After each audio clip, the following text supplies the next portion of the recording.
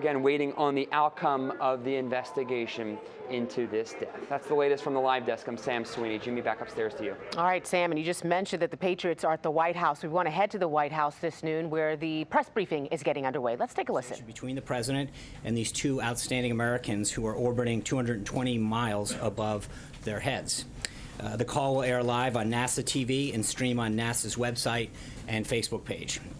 And while we're on the topic of upcoming events, I'd like to note that the President will welcome Palestinian President Abbas for a visit to Washington on May 3rd. They will use the visit to reaffirm the commitment of both the United States and Palestinian leadership to pursuing and ultimately concluding a conflict-ending settlement between the Palestinians and Israel. We'll have further guidance on that visit as we get closer to the date.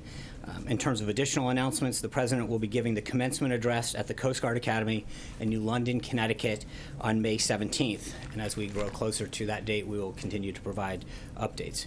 Moving along to current events, this morning the President signed an important piece of legislation for our nation's veterans. The Veterans Choice Program Extension and Improvement Act eliminates the original sunset date on the Veterans Choice Program, which gives veterans who are unable to schedule an appointment at a VA facility in a timely or convenient manner the ability to receive care from an eligible non-VA healthcare provider. Using funds that have already been appropriated for this program, this gives our nation's heroes the peace of mind they deserve while this administration works with Congress to enact comprehensive reform and modernization at the VA.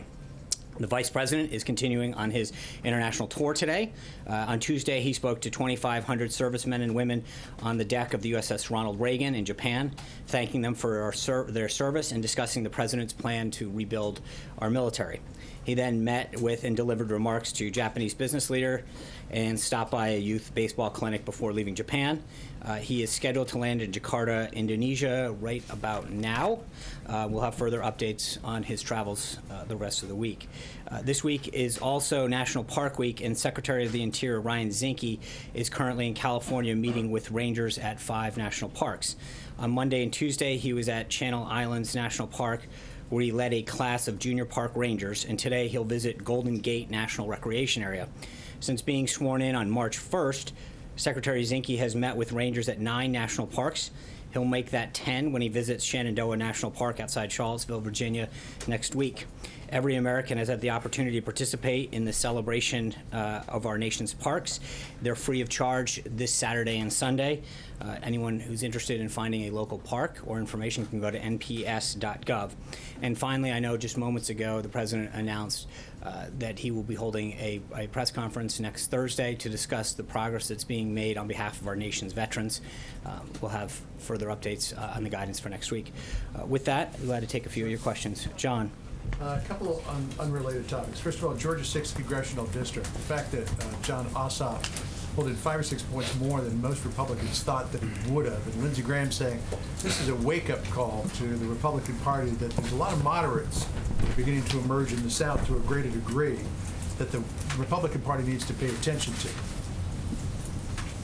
I don't imagine that the outcome of the runoff is in that much question, but does Senator Graham have something there that the Republican Party needs to pay attention to changing demographics, particularly in the South? Well, I think you know that based on my former position, we talked about changing demographics and throughout the country and made significant headway in doing that. And I think in large part that's why we won. I mean, we had been talking about how the Republican Party had won at so many different levels of our country, but the presidency had eluded us. This president went and got 306 electoral votes, won 30 of 50 states, over 2,600 counties. I think we did pretty well in November, and we've continued to pick up seats around the country at different levels, so I feel very confident about the state of the party. The fact that Ossoff came so close to 50%. Yeah, I would.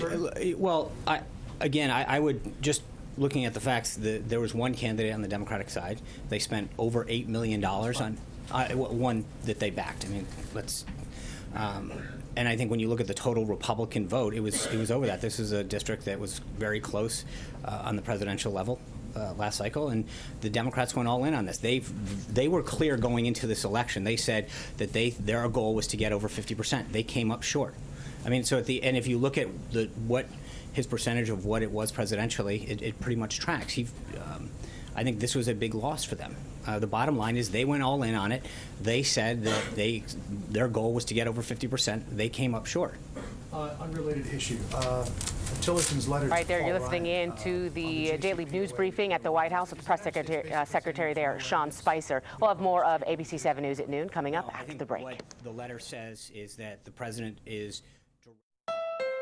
I was waiting for the right time. The best time. The perfect time. To get my new Honda. Get to the Honda Dream Garage sales event and save on hundreds of new Hondas. New Civics now $179 a month. Accords now $199 a month. Or get low 0.9 financing. But you need to hurry.